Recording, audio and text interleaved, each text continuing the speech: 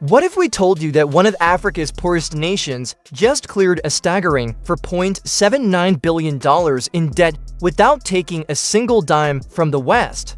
Sounds impossible, right? But that's exactly what Burkina Faso has done, flipping the script and boldly declaring, "We don't need you, West." This little-known country is proving to the world that it's possible to break free from the chains of Western financial aid.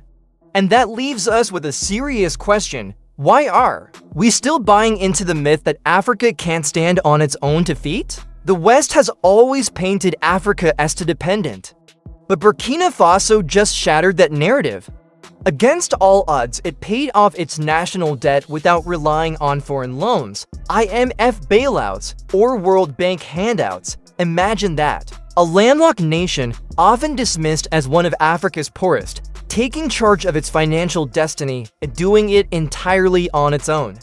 So how did they pull it off? Let's break it down. In 2024, Prime Minister Dr. Apollinaire Guillaume de Tombala stunned the world when he announced that Burkina Faso had repaid $4.79 billion in domestic debt.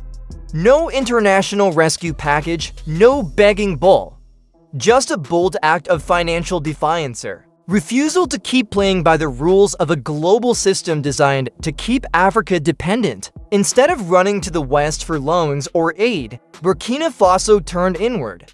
The government issued bonds to local investors, banks, businesses, pension funds, and even ordinary citizens. At first, it seemed counterintuitive. How could a country battling security threats, insurgencies, and political turmoil turn to its own people for funding? But here's the key: trust. Burkina Faso's leadership built confidence by promoting fiscal discipline, transparency, and long-term development. Investors began to believe not in the IMF or the World Bank, but in their own country. That trust created a ripple effect. Domestic capital, once overlooked, became a powerful engine of self-sufficiency. The results: investor confidence soared, the bond market thrived, and Burkina Faso proved that local debt, managed wisely, can be the cornerstone of financial independence. Even more impressive, the government managed all this in the middle of political instability and conflict in the Sahel, where most nations would see capital flight. Burkina Faso saw domestic investment rise. By mobilizing local savings and businesses, the country created a shared sense of ownership in its economic recovery, and they didn't stop there. Burkina Faso strategically leveraged its natural resources, especially gold mining to give investors extra security. If needed, revenues from gold could back the bonds, reassuring lenders that the country had valuable assets to fall back on. Instead of bowing to Western pressure for austerity or political concessions, Burkina Faso made its own rules. It chose resilience over dependency. The message is loud and clear: Africa doesn't need the West to survive or thrive. Burkina Faso's financial journey was not just about issuing bonds or balancing books, it was about rewriting its economic destiny. The government introduced domestic bonds that not only provided safe and profitable returns to local investors, but also directly supported national debt repayment. Unlike many nations that leaned heavily on foreign lenders, Burkina Faso turned inward, mobilizing the strength of its private sector. Local businesses, inspired by a growing sense of stability and confidence in the government's financial strategy, began investing heavily in infrastructure projects and purchasing domestic bonds. This created a unique public-private partnership where both the government and private enterprises shared responsibility for the country's success. It wasn't just about financial transactions, it was about trust, unity, and a collective belief that the nation's future could be built by its own people.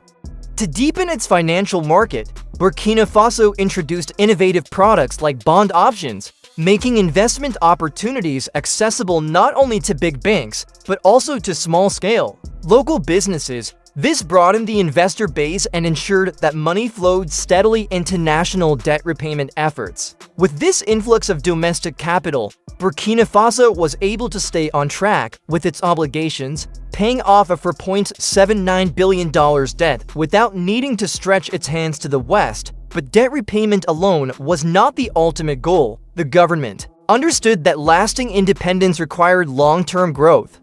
That's why they strategically reinvested funds into critical sectors like transportation, energy, and mining. Roads were built, power grids expanded, and mining projects modernized, all laying the foundation for sustainable economic resilience. These projects didn't just improve the quality of life within the country, they made Burkina Faso a magnet for foreign investors seeking stability in West Africa. By taking this forward-thinking approach, Burkina Faso demonstrated that paying off debt is not only about clearing old burdens, but also about creating new opportunities. The country was no longer surviving under the weight of debt, it was thriving because of the discipline, unity, and courage to pursue self-reliance. The debt itself became a catalyst for transformation, turning financial hardship into a launchpad for growth. This wasn't just a success story of numbers and repayments. It was a declaration of economic independence. Burkina Faso proved that African nations do not always need Western aid, loans, or conditional support to succeed. By trusting its people, its markets, and its resources, the government charted a new path for Africa's future, one that rejects dependency and embraces sovereignty. But here's where the story takes a shocking twist. During this critical period, when the nation was fighting insurgencies, rebuilding after political turmoil, and trying to stabilize its economy, Burkina Faso looked to its supposed Western partners for support. Instead of solidarity, what it received was punishment.